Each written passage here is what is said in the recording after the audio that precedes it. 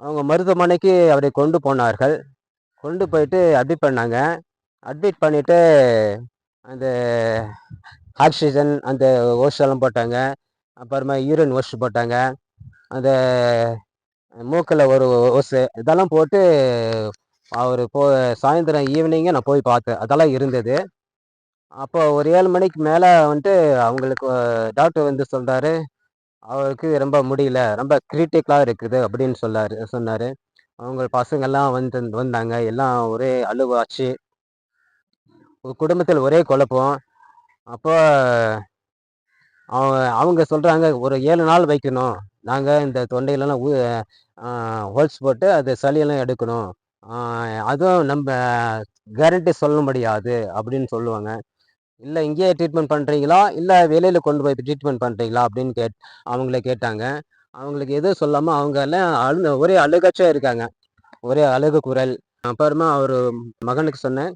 "சரி நீங்க கொண்டு போலாம்." அப்படின்னு சொல்லி நானு அவங்களுக்கு சைகை பண்ணேன். அதுக்கப்புறம் முடிவு பண்ணி, சரி கொண்டு போமா ட்ரை பண்ணோம்.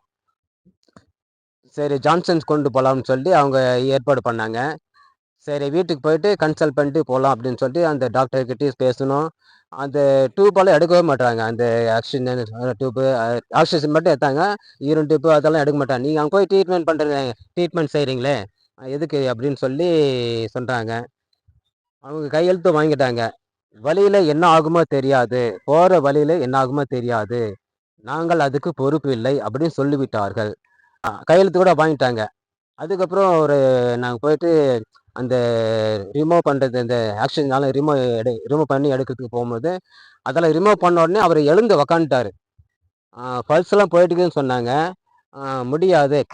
கிரிட்டிக்கலா இருக்குது" அப்படின்னு சொன்னாங்க. அப்படி அப்படி சொல்லும்போது, நாங்க அதான் அதான் அந்த ரிமூவ் பண்ணும்போது, அந்த ஓஷல ரிமூவ் பண்ணும்போது, அவரே எழுந்து உக்காந்துறாரு. அப்படியே இருமல் அப்படியே வந்துச்சு. எழுந்து உக்காந்து வந்துட்டாரு. அப்புறமா நாங்க ஹாஸ்பிட்டல்லேருந்து டிஸ்சார்ஜ் பண்ணி கூட்டிட்டு போயிட்டு வீட்டுக்கு. அடுத்த நாள் கொஞ்சம் அவரே எழுந்து உட்கார்ந்து ஆரம்பித்தாரு. அதுக்கு அடுத்த நாளு வந்து நல்லாவும் நடக்க ஆரம்பிச்சுட்டாரு. நல்லாவே நடக்க ஆரம்பிச்சுட்டாரு. கயிறு பிடிச்சு எனக்கு முன்ன நடந்து போவாரு.